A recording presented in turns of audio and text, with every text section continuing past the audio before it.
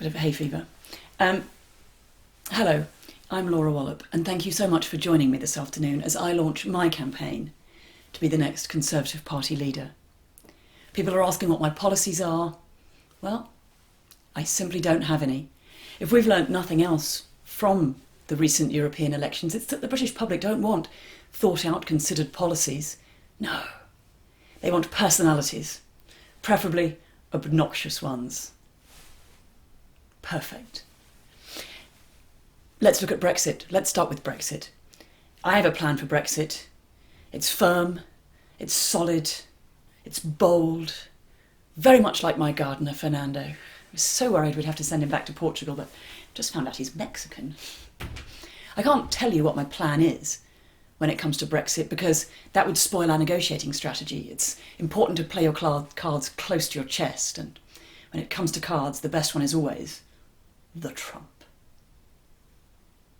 Now, it's going to be a very tightly fought race. That's because there are 313 Conservative Party MPs at the moment, and there is not one of them that's seeing in the distance a glimmer of a chance at power, would not gladly and willingly, both literally and figuratively, stab each and every one of the others in the back, over and over and over and over and over and over again until their hands were numb and the scalpel they've borrowed from the private healthcare company they're a major shareholder in was blunted and coated in bits of kidney and cartilage, very much like a sausage roll I bought from Greg's the other day, a meat one, a proper one.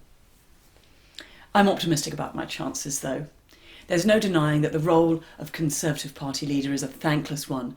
At the moment, the inevitability of a disastrous outcome, whatever happens with Brexit, the inevitability of ongoing deaths among the most needy in our society from the horrific ongoing austerity campaign that has, in any case, completely failed to revive the economy in any meaningful way. It is, without a doubt, that all that will happen as a result of being Conservative Party leader is becoming a public figure of hate, anger and ridicule and disgust, and as such, I'm entirely confident that we will give the job to a woman. If I fail to win, I see it as an opportunity to raise my profile. Many members of the Conservative Party have absolutely no idea who I am, and that's because the roles that I've held so far within the party have been in areas that Conservatives don't really care about, such as women's rights, equality, human rights, LGBT rights, healthcare, education, the environment. Oh, and those leathery men who sit outside Waitrose with the skinny dogs and sell magazines, whatever they are. Now, you might think that without any actual policies, it would be very difficult to come up with a campaign slogan, but I've got one. Here it is. Laura Wallop. I'm not really sure about the gays. And if you think that that sounds homophobic, then I think you should throw me out of the party and allow me to be welcomed into Nigel Farage's warm, free speech embracing arms. Because let's be honest, his party's doing a lot better than us, in the polls anyway. Laura Wallop. I'm not really sure about the gays.